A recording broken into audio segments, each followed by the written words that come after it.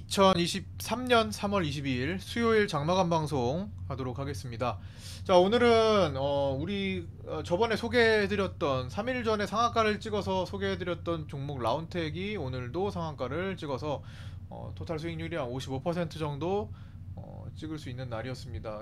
굉장히 신규주라서 모두가 수익이에요. 모두가 모든 주주가 다 수익인 상태.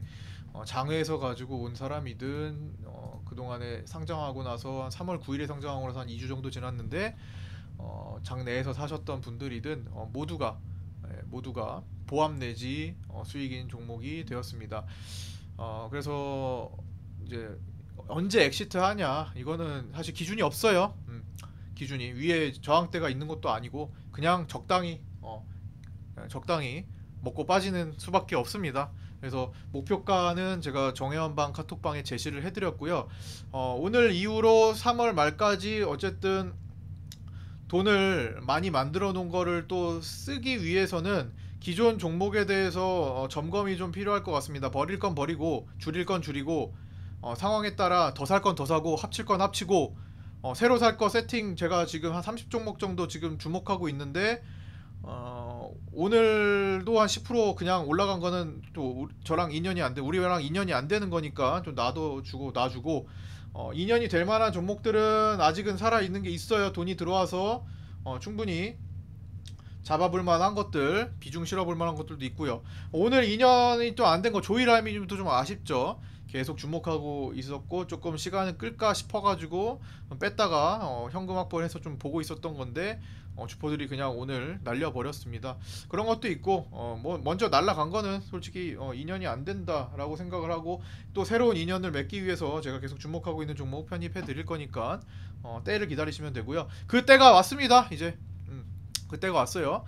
FOMC 3월 FOMC를 기다린 겁니다. 디데이가 왔습니다. 올해 처음으로 금리 전도표를 확인할 수 있습니다. 앞으로 금리 인상폭이 어디까지 갈 것인지 또 어느 속도로 낼 것인지 또 금리 인하 시점은 언제고 얼마나 인하를 또 생각을 하고 있는지 연준 위원들의 생각을 읽어볼 수 있는 올해 첫 FOMC입니다. 의결권이 없는 연준 위원들도 점도표를 찍고요. 그 다음에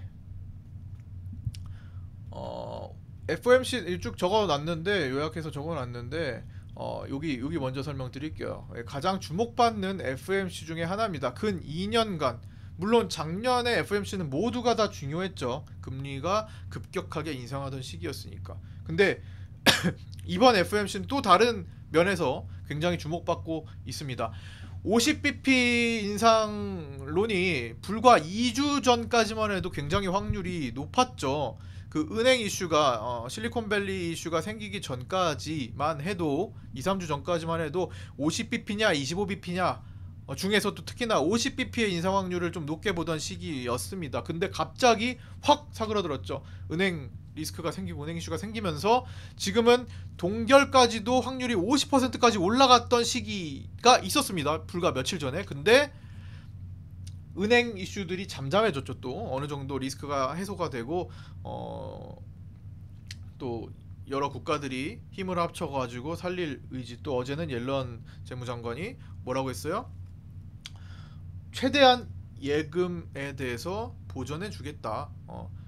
뱅크런 사태까지 번지기 전에 사전에 어느 정도 방어를 해주고 있습니다. 물론 그게 현실화가 될 수 있을지는 솔직히 의문이에요. 그 정도 규모가 과연 예금 규모가 얼마나 큰데 그거를 다 막지는 못할 겁니다만 어쨌든 진정제를 투입한 거라고 보시면 됩니다. 그래서 어제 나스닥이 힘있게 추가적으로 돌파한 이후에 상승을 만들어냈고요. FOMC 불확실성이 있지만 은행 리스크가 어느 정도 해제가 되면서 고점을 연결한 이 추세선을 돌파 안착한 뒤에 추가적인 상승을 보였습니다. 이게 여기서 추가적으로 상승해서 이만큼 더 올리는 파동이 한번 이어질지 아니면 내일 FOMC 결과에 따라서 다시 한번 일시적으로 올라갔다가 한번 휩소를 만들고 갈지 모릅니다. 알 수가 없어요. 만기가 끝나고 새로운 월물이 이제 시작된 거기 때문에 어떤 포지션을 강화시킬지는 모릅니다. 또 우리도 마찬가지로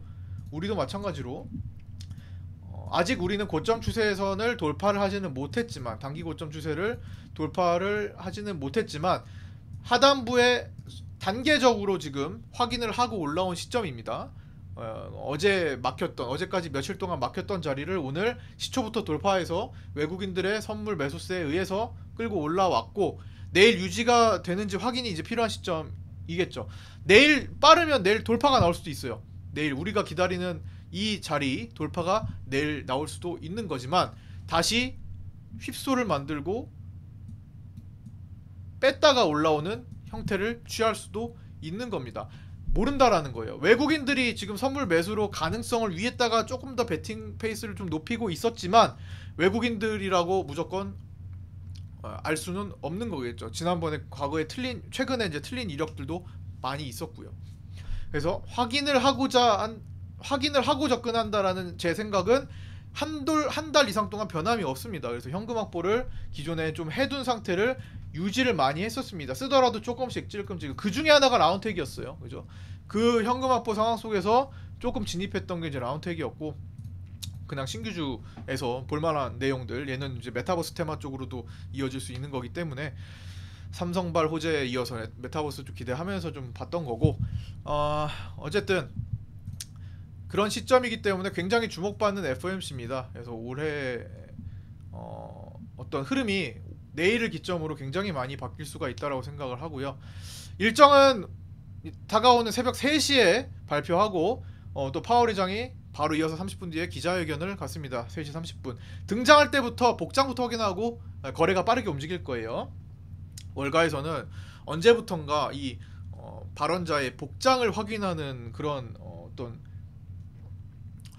관례라고 할까? 어떻게 뭔가 그런 흐름이 생겼습니다. 예.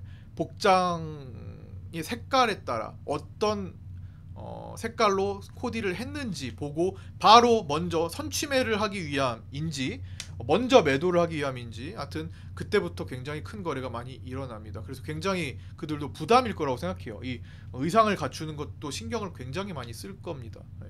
우리도 마찬가지예요. 우리도 뭐 옛날에 정치 테마주 할 때도 막 빨간 넥타이인지 파란 넥타이인지 막 그런 것들 신경을 썼던 것처럼 별거 아닌 것처럼 느껴지지만, 시장에서는 돈들이 먼저 남들보다 먼저 자리하기 위해서 그런 싸움들이 벌어진다라는 겁니다.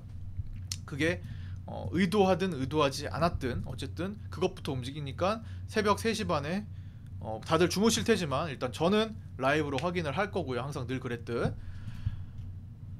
그래서 뭐 5주 정도 동안 현금을 많이 만들어둔 상태라고 써놓은 거 그대로 유지하고, 내일 판단해서 휩소 구간을 만들면 그걸 활용할지, 그냥 달려버리면 또 거기에 발맞춰서 갈지 내일 보고 결정, 많게는 금요일까지 보고 결정을 해야 될 것 같습니다. 오늘 보면은 막판에 외국인들이 선물을 그래도 6천억 정도 매수를 하다가 마지막에 반토막 냈어요. 마지막에 어디 갔어? 반토막 내고 끝났습니다. 3,186억으로 끝났고요. 콜옵션 매도량도 늘리다가, 이게 해지죠. 콜옵션 매도가 30억 가까이 늘어났다가 그것도 반토막 줄었습니다. 즉 매수 베팅, 상방 베팅도 줄이고요, 해지 베팅도 줄였습니다. 결국에는 그들도 내일 보고 나머지를 좀 처리해야겠다라는 거죠. 투자금을 줄인 거예요. 그냥 베팅금을 낮춘 겁니다. 그거 참조하시고요. 결국에는 외국인들도 불확실하다, 자기들도 알고 있는 내용이 어느 정도 짐작은 하고 있을 수 있겠지만 확신하지 못하는 상황이다 라고 체크를 하시고요. 개인들 매도 우위였던 거 오늘 하루 종일 있었지만 내일 뒤집어질 수 있습니다. 내일 또 위클리 옵션 만기일이잖아요.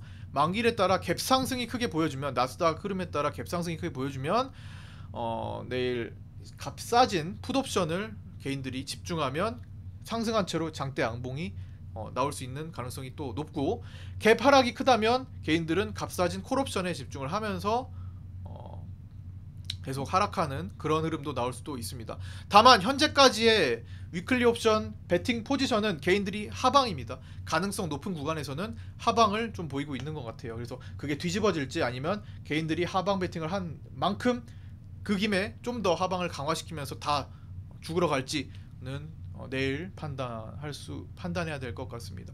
고버스 2,500만 주 정도 개인들이 매수했네요. 그것도 조금 오늘 눈에 띄는 내용이고요. 네, 오늘 요 정도고요. 예. 주식반에서 현금 확보하고 제가 지금 준비하고 있는 종목들 진짜 크게 갈 종목들 많이 보입니다. 이미 달려서 이미 시대가 지난 것들 말고 새롭게 구성해서 갈 수 있는 것들이 직장인분들이 주목해야 될 거라고 생각합니다. 예, 뭐 물론 지금부터 바닥에서 벌써 시작된 것도 있지만 아직 충분히 살 수 있을 만한 것들 제가 빠르면 내일부터죠. 예, 빠르면 내일부터 그다음 기다렸던 거 내일부터 어느 정도 기다림에 대한 보상 해드리도록 하겠습니다. 뭐 상황이 여의치가 않으면 좀 더 기다려야 될 수도 있겠지만 어쨌든 빠르면 내일부터입니다. 자, 정보 공유 카톡방 운영하고 있습니다. 카톡방 제가 운영하는 카톡방이 한 개라도 없으신 분들은 오셔서 부지런히 공부 같이 해주시고요. 거기서 소통해주시면 좋을 것 같습니다. 네, 주식반, 국내 파생반, 해외 선물반. 해외 선물은 이제 증거금이 많아서 못하시는 분들 대상으로 이제 증거금을 전액 지원하는 방식이고요. 약간의 매매 팁을 카톡방에서 드리는 정도입니다. 아마 새로우신 분들이 있으시면 전체적으로 다시 한번 매매법에 대해서 한번 점검을 해드릴 거고요. 우리의 목표는 주식이 메인이고 파생 해외 선물 해지기 때문에 해지 개념이기 때문에 부수적인 거기 때문에 밤 사이에 뭔가를 하는 거는 딱히 언급을 안 드리고요. 저 또한 국장 시간에 혹은 유럽장 프리장 시간에 보통 매매를 하고 끝내기 때문에 거기에 맞는 기법을 그래도 조금 확률이 어느 정도 있는 기법을 소개를 해드릴 겁니다. 네, 모의 투자부터 하시는 거니까 부담 없이 문의 주시면 됩니다. 자, 고생들 많으셨고요. 오늘 여기까지 마치도록 하겠습니다. 구독과 좋아요, 알림 설정 부탁드리고요. 네, 응원의 댓글도 환영합니다. 자, 모두 고생 많으셨고요. 오늘 라운텍 상한가 축하드리고요. 내일 한 7-80% 정도 수익률 나오면 수고하셨습니다. 매도하고 현금 확보해서 말씀드린 종목으로 다시 추스리는 그런 시간들을 갖도록 하겠습니다. 자, 고생들 많으셨고요. 내일 아침 8시 40분에 아프리카TV 라이브 방송 및 유튜브 라이브 방송 그리고 각자 계신 카톡방에서 인사드리도록 하겠습니다. 감사합니다. 고생하셨습니다.